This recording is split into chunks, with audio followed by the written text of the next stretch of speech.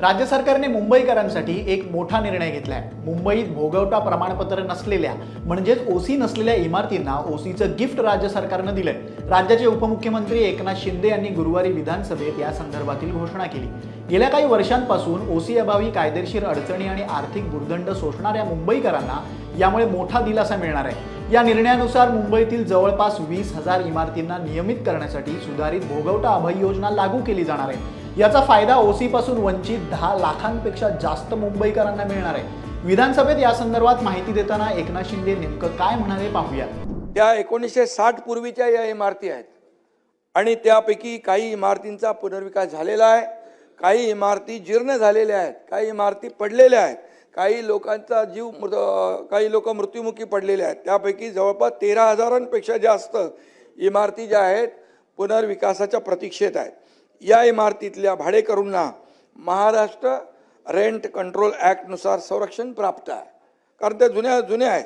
या इमारती तसेच त्यातील भाडेकरू व करारनामे त्यांचे कायदेशीर आहेत आणि शासनाने भाडेकरूंच्या हितासाठी रेंट कंट्रोल ॲक्ट आणून त्यांना संरक्षण दिलेलं आहे।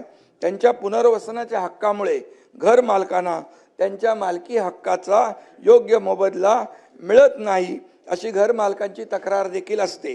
तसेच भाडेकरू व घर मालकांमध्ये अनेक खटले लघु न्यायालयामध्ये कोर्टामध्ये प्रलंबित आहेत।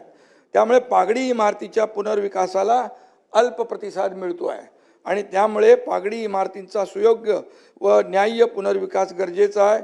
त्यासाठी भाडेकरू तसेच घर मालकांचा हक्क दोघांचाही अबाधित करणं सुद्धा गरजेचं आहे आणि त्यामुळे आर्थिक दुर्बल घटकांसाठी व अत्यल्प उत्पन्न गटासाठी EWS आणि LIG फक्त FSI देऊन चालणार नाही, त्यांच्या घरांची विनाशुल्क पुनर्बांधणीच्या खर्चाची तजवीज करणे सुद्धा गरजेचं आहे आणि त्यामुळे एक स्वतंत्र नियमावली तयार करण्यात येते आहे। सरकारचा हा निर्णय ओसी नसलेल्या इमारतीत वास्तव्याला असणाऱ्या मुंबईकरांसाठी मोठा मानला जातोय। यामुळे नेमका काय फायदा होणार आहे तर या योजनेमुळे मुंबईकरांना ओसी नसल्यामुळे भरावा लागणारा दुप्पट मालमत्ता कर भरावा लागणार नाही। घरांच्या खरेदी विक्रीसाठी बँकांकडून कर्ज मिळणं आता सुलभ होईल। ओसी नसल्यानं घरांना योग्य भाव मिळत नव्हता, आता खरेदी विक्रीला चालना मिळेल आणि योग्य किंमतही मिळेल। ओसी नसलेल्या जुन्या इमारतींना पुनर्विकासावेळी तडजोड करावी लागत होती, आता ओसी मंजूर झाल्यामुळे नागरिकांना त्यांच्या संपूर्ण क्षेत्राचा लाभ घेता येईल आणि सर्वात महत्त्वाचं म्हणजे पालिकेच्या कारवाईची टांगती तलवार दूर होईल। इतकंच नव्हे तर या योजनेअंतर्गत प्रस्ताव सादर करताना फंजिबल क्षेत्राचं अधिमूल्य प्रीमियम आकारताना रेडी रेकनरच्या दरात थेट 50% सूट दिली जाणार आहे। त्यातही पहिल्या 6 महिन्यात जे प्रस्ताव येतील त्यांना कोणताही दंड आकारला जाणार नाहीये, पण 6 महिने ते वर्षभराच्या आत येणाऱ्या प्रस्तावांना 50% दंड आकारला जाईल। केवळ संपूर्ण इमारतच नाही तर एखाद्या इमारतीमधील केवळ एका सदनिका धारकाला वैयक्तिकरित्या ओसी हवी असल्यास त्यासाठी स्वतंत्र कार्यप्रणाली सुरू करण्याची ही सूचना देण्यात आली आहे। बरं, या योजनेचा लाभ केवळ रहिवासी इमारतींनाच नाही तर अनधिकृत बांधकामांच्या यादीत अडकलेल्या हॉस्पिटल आणि शाळांना देखील मिळणार आहे,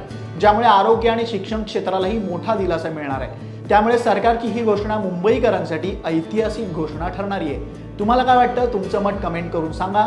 मुंबईशी निगडीत बातम्या अपडेटसाठी लोकमत मुंबईचं YouTube चॅनल सबस्क्राईब करा, Facebook, Insta पेज फॉलो करा।